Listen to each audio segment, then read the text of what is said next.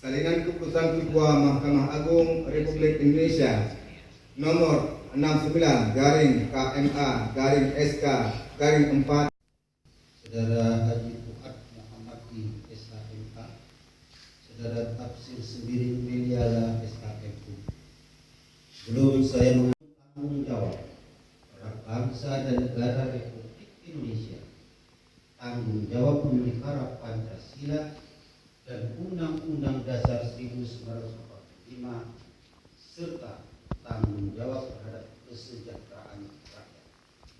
Sumpah ini di samping disaksikan oleh diri sendiri dan oleh semua yang hadir di sini, penting sekali disadari bahwa sumpah ini disaksikan oleh Tuhan yang Maha Kuasa, karena Tuhan itu Maha Mengetahui.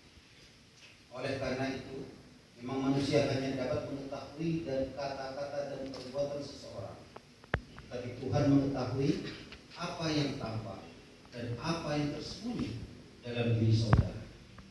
Dan kepada Tuhan itulah akhirnya pertanggungjawaban saudara akan datang.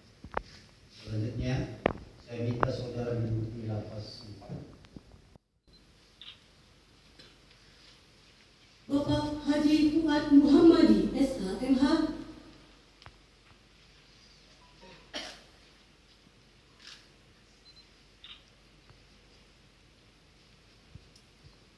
dilanjutkan Bapak